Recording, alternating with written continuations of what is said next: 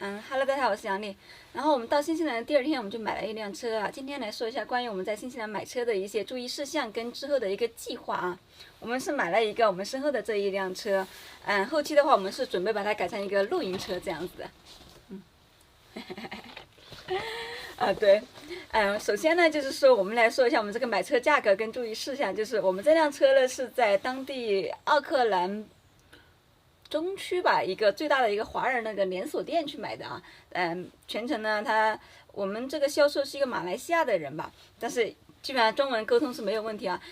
因为是豪哥带我们去的，他来新西兰比较久嘛，各方面比较熟悉，而且我们也不懂车，发动机啥的也不好看，都是豪哥帮我们看的，在这里也谢谢豪哥啊。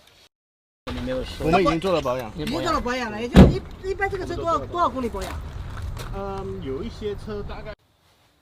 然后第2点呢，就是关于我们那辆车的价格问题啊，价格问题跟注意事项。我们这辆车的标价是28,980，我们买来多少呢？28,880啊，折合人民币的话，差不多在将近13万这样子啊。是一个丰田的海狮2手车，然后2018年，目前是10万公里。2.8T 柴油的，它是一个日本进口过来，在新西兰的话，我们算是1手车主啊，刚到这里的，所以在车况方面是没什么大问题的。所以我们是这里的第1任车主。对，然后这个车还带着一个就是车道道偏偏移系统，这点非常重要，因为这里的车路有时候特别窄，所以要开错的话下，它会滴滴滴滴滴给你响，所以这点很重要的。我们第1天开回来的稍微偏一点，它就滴滴滴，难道说诶坏了吗？对，没问题，很好，我也不知道。你不知道？对，那 OK 了吧？没问题了。没问题。我可以找了。基本上功能就很简单，就没啥需求，反正。这边的车行其实价格是很透明的，车行之间的价格基本上就相差个2-3千块钱这样子，这也是当地的一个工作人员跟我说的，所以没什么好讲价了。如果价格合适的话，下是可以去买的。因为我们这款车是工具车，只要性能上面没有问题，所以我们就发动机也没问题，我们就买了。对，关于我们这辆车啊，虽然说当时买的时候没有打折，但是也是相当于便宜了800到1000纽币这样子。为什么呢？因为我们这个价格啊，是包含了所有的费用，除了保险以外，就是其他是全包的，而且还是送了1箱油的。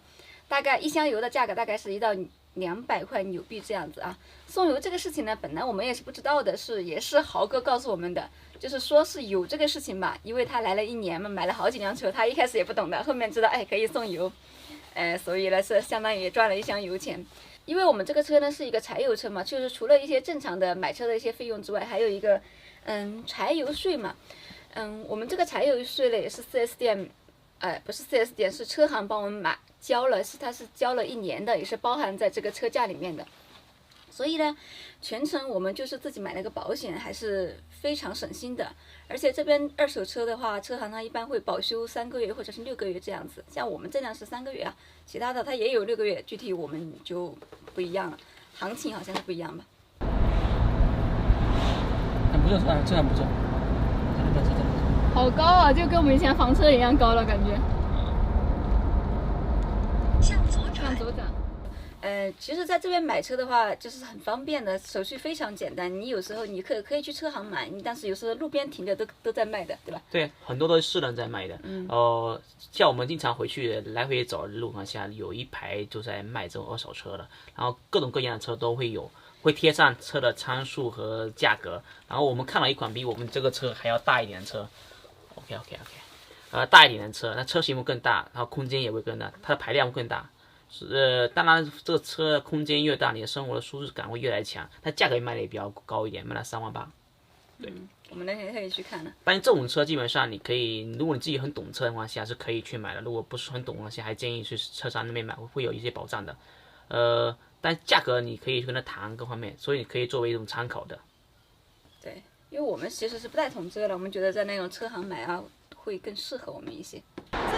这个车改成房车就舒服，但是比我们那辆要贵1万块，贵1万刀，1万纽币，也差不多将近5万块钱。车也年限也很老，09年车。我们那个是18年。对，多少将近9年。差了快10年，快1倍了。走吧。它这个车高是蛮高的，里面空间很大，来看一下。空间真的很大，看不见了。还有那个防规哇，模里面空间真的好大好高啊！它这种车里面人是可以坐，可以站直的，杨丽这个可以站直的，杨丽可以站直，我应该也可以，你是在侮辱我吧？可以站直啊，这车。这个车高真的很宽敞。你看，而且呢，这边买车手续是非常简单的，你只要带个护照去，当天呢基本上全程2个小时就可以过户到你的名下。我们呢，由于当天本来只是抱着去看看的心态，太过仓促了，没有带护照。当时呢是名字是写在4S 店的车商啊，二手车行。然后第二天呢，他给我们一个表格啊，我们去当地的有一个类似于车管所的地方吧，然后过户到我们名下的，全程大概就是2分钟的样子，而且是免费的，超级快，这太方便了。我们现在已经办好了，前后差不多2分钟吧，速度超级快，而且服务超级好。然后这一个呢，看到没有？这个，它是，有一张这个纸的，昨天拿着这个纸呢就可以，他们就会给你做。昨天呢，我们是车行呢已经帮我们填好了，让我们今天回来自己做。车行跟我们说的是9块钱啊，我们刚刚在这里是不要钱的，我问他要不要钱，他说不要钱。他输入了一下资料，然后差不多2分钟吧就搞好了，然后就给了我一个这个，就是类似于这么小的一个卡，看到没有？然后这边有一个2维码，然后这里是我的名字，这里是我的车牌，看到没有？530，这个就是我们的行驶证呢。是吗？我理解是这样子的，因为什么都没有啊，只有这个有我的名字啊。然后还有这个是一个回执吧，一个小条，是1分钱，1分钱都不要的，全的000。因为昨天车行跟我说要9刀的嘛，那我们想9刀就9刀嘛，哎呀无所谓了，结果他不要钱。所以就很快了。现在昨天车子属于车行的，现在车子已经属于我们了。接下来我们就要进一步改装了。我们买这个车的目的是什么呢？就是说，其实主要是想把它改成一个旅居车去玩嘛。其实众所周知啊，新西兰嘛。Boggy 过来，过来。这。OK， 坐。这里，坐。要不要吃了？坐到这里来。这里。坐到这里来。过来。坐这里来。很激动，每天都很激动。啊，坐。他不能看到印度人，看到印度人最激动。不，听到声音他也会叫。说到哪了？就是我们准备改一个旅居车嘛，因为新西兰就是好山好水好无聊嘛，而且它的房车营地呢是非常完善的，生态又很好，环境又很好，很适合户外旅行。而且就是说老观众都知道的哈，我们之前在国内是玩房车的嘛，所以我们是很喜欢且能够适应这种生活的，所以我们就买一个这辆车来去改一下，算是一辆低配版的房车吧，就是去玩新西兰，对吧？对。我们准备改成什么样子？就是基本的满足市场的需求，然后没有厕所，然后其他都有。那空间上面肯定就一张床，还有一个柜子，还有一些微波炉、洗手台都会有，冰箱我们也会买了。所以这些东西全部是通过国内运过来的。买了哪些东西啊？然后从国内运了哪些？我们买了逆变器啊，买了一个电池加逆变器一体的，然后就微增一口一体箱，还有冰箱，还有乱七八糟的，比如保温棉啊，还有这些配件啊，你能国内买的情况下，我们尽量国内买。但有些我们就是海运这个时间又特别长，有时候有些东西落下了，我没买够的，就要当地去买。当地我们去了也当地的这个很大的一个卖汽车用品店去看了，况下这些东西真的很贵。我们看到一个就是非常简单的，就隔热板，就挡风玻璃隔热板，就一个那个铝布那个隔热板，那个板就一个板，它需要你卖，坐下 ，OK， 不要激动。像那个比较简单那个铝板那个隔热的，它要卖到100块人民币，最便宜的100块人民币，这东西非常非常贵的。就是在这边买那些小配件也是不可避免的要花这个钱，但是真的太贵了。对。所以呢，可能我们也就是我们这次光海运费就花了3000多，所以呢，就是因为这些东西到了嘛，然后加上豪哥呢又回国了，因为相对来说，因为豪哥对房车这方面经验是比我们肯定是要多的，而且我们以前在国内都是玩房车的，大家都知道房车的需求是什么。